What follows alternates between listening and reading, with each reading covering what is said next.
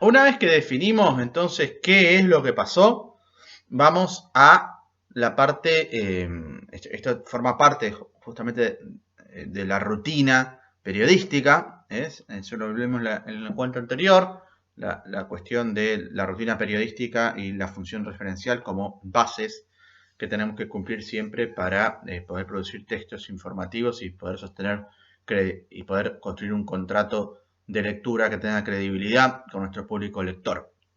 Bien, dentro de la rutina, estamos específicamente dentro de la parte de la rutina. Una vez que nosotros definimos qué es lo que pasó, vamos a, recuerden este término, las fuentes, ¿sí? Y sobre las fuentes, cuando tenemos en claro definido cuál es el núcleo informativo, vamos a aplicar siempre y la cantidad de veces que sea necesaria, siempre y la cantidad de veces que sea necesaria, las preguntas básicas que en cualquier texto periodístico, una crónica, una noticia, un informe periodístico, en cualquier tipo de texto periodístico tienen que estar siempre respondidas. ¿Sí? ¿Por qué? Porque son las preguntas básicas que cualquier lector se puede hacer, o se hace más bien, cuando se enfrenta a un texto periodístico. ¿Cuáles son estas preguntas básicas? Obviamente el qué, ¿sí? Que es justamente la definición del núcleo informativo, el cuándo, el cómo, el por qué, perdón, vamos a dejarlo para el final. El qué, el quién, el cuándo, el dónde, el cómo. Esas 5 son las esenciales. Y después el por qué y el para qué. ¿Por qué las dejo en segundo lugar? Porque en muchos casos el por qué y el para qué no tienen respuesta. Por ejemplo, ¿para qué se cae un avión? El avión se... para satisfacer las necesidades suicidas del conductor, del aeronavegante. No, piloto sería. No, no es esa la respuesta del para qué. Sí, ahí, por ejemplo, la pregunta ¿por qué? Es importantísima. ¿Sí? Ahora, por ejemplo, a la inversa, ¿por qué asaltaron una vivienda para llevarse una bicicleta? Y las razones son obvias, porque querían la bicicleta. O sea, no es necesario esa respuesta. Ojeda, eso puede variar en un caso policial, porque a veces uno se pregunta, ¿y por qué asaltaron a tal tienda? A tal, supongamos, una joyería o una casa de cambio. Y a lo mejor se encuentra que hay razones que no eran las más evidentes, digamos, en un principio. A lo mejor no era solamente para asaltar ese lugar, sino para hacer otra cosa. Pero estoy complicando las cosas innecesariamente. Lo fundamental que se tiene que tener en claro es esto.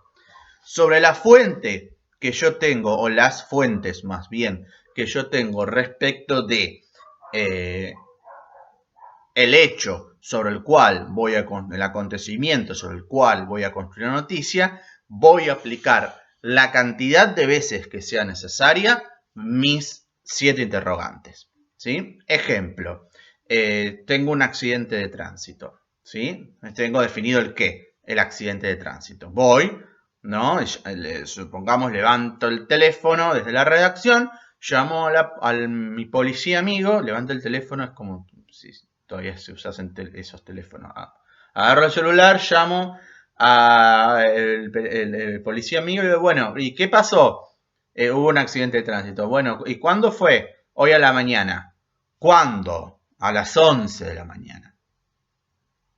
¿Qué es lo que dice ahí? Es un ejemplo de aplicar la misma pregunta cuando la cantidad de veces que sea necesaria. ¿Cuándo fue? Hoy a la tarde, hoy a la mañana. ¿Cuándo? A las 11 de la mañana. ¿Por qué voy a hacer esto? Porque en la repetición de las preguntas yo voy a ir obteniendo la precisión de la información, la precisión del dato producido desde mi fuente, que después en la noticia o en cualquier texto periodístico tengo que tratar de acreditar, según informaron fuentes policiales. Tengo que acreditar tanto eso como si yo no sé esa información. ¿Sí? Por ejemplo, puedo decir, ¿Qué edad tenían las personas que manejaban el auto? No sé, me dice. Bueno, trato de averiguar llamando al hospital, tampoco saben qué edad tenía. Entonces, ¿qué voy a poner? Al momento se desconocen las edades de los accidentados. Yo no solo tengo que dar cuenta de lo que sé, también tengo que dar cuenta de lo que no sé. ¿Sí? ¿Por qué? Porque si yo no doy cuenta de lo que no sé, dejo en el lector un interrogante sin resolver. El lector lee eso y dice, che, ¿y estos pibes o estas pibas o lo que fuere, cuántos años tenían? Queda el interrogante abierto porque yo ni siquiera les dije que no se sabe cuántos años tenían. ¿Sí? El ejemplo quizás no es bueno, pero sí es mejor si pensamos en, por ejemplo, un asalto a un banco, ¿no? Entonces asaltaron un banco y no sabemos cuánta plata se robó. Bueno, hay que poner, al momento se desconoce el monto que se robó. La gente, los lectores se quedan, ¡ay, cuánto habrá sido! Bueno, eso, ¿por qué tengo que hacerlo? Porque si yo no lo hago, parece, no parece, de hecho es así, me estoy guardando una información. ¿Sí? Mi compromiso de credibilidad con el lector es exponer toda la información de la que dispongo. Entonces, si no dispongo de esa información, tengo que informar que no dispongo de esa información. Esta respuesta no tiene no la tengo. Y te aviso que no la tengo. Eventualmente, cuando siga esta noticia, si sigue esta noticia, pues te diré que cuánta plata fue y todos contentos.